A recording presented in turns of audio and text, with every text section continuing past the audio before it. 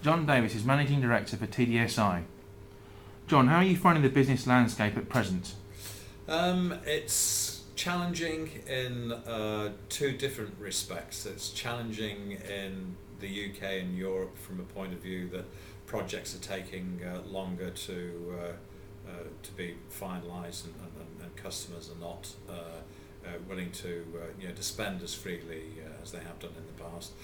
But the other challenge is taking advantage of the opportunities that are appearing on the export side of the coin.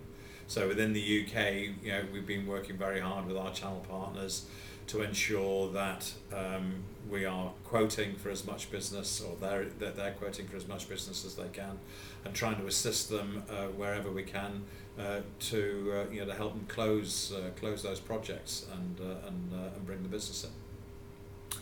And as Chairman of the BSI's Export Council, where are you seeing the opportunities for UK companies overseas?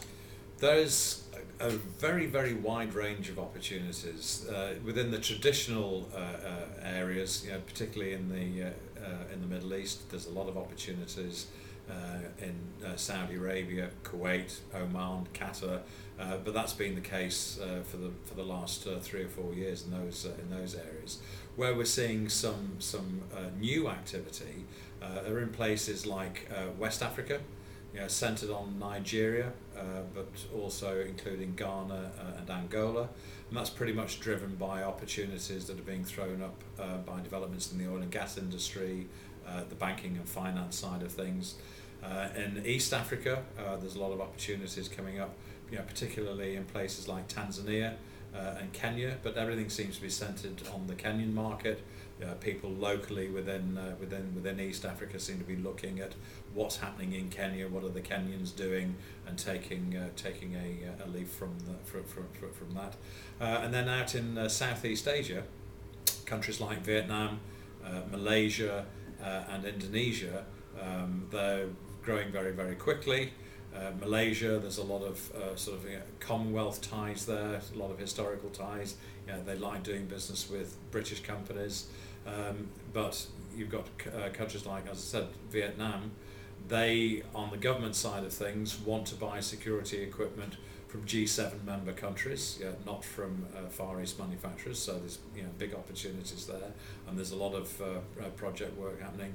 And Indonesia, I mean, their GDP grew at about 7.8% last year, and that is due to continue for the next 3 or 4 years. In terms of TDSi's company and an overview in the future, John, what's your take at present on security convergence and integration?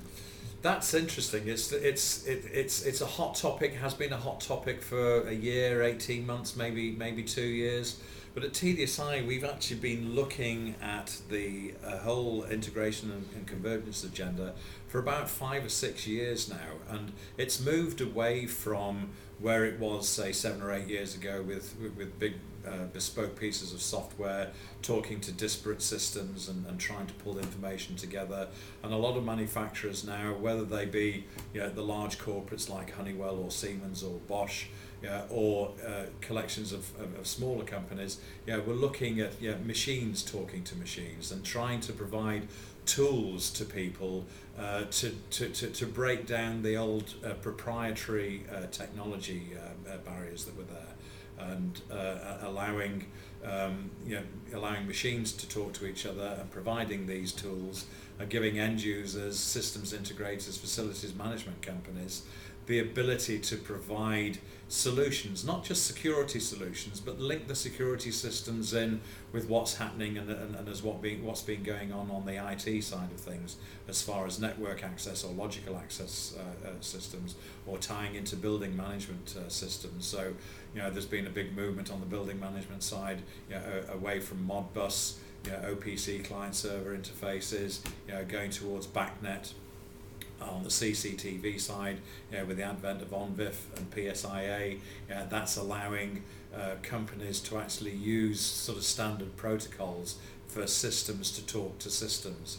And then on the IT side of things, you've always had the ability with ODBC compliant databases to start merging databases and presenting security information to IT end users or to managers and interfacing into HR systems, payroll systems, that sort of thing. And one final question, John, in terms of IFSEC International 2012, what do you think will be the main trend we see at this show as far as access control is concerned? I think you're going to start seeing people talking an awful lot more about moving away from card-based systems. There's going to be an awful lot more talked about what's happening within the biometrics arena, not just on the fingerprint side of things, which has been around, but using vein or vascular technologies, facial recognition systems. So there's that element, and I think also with the advent of IP, with the advent of open database type systems, there's going to be a lot of people talking about the next generation systems that are going to be more cloud based and using virtual servers. Excellent. Thank you very much, John. No problem. Thank you.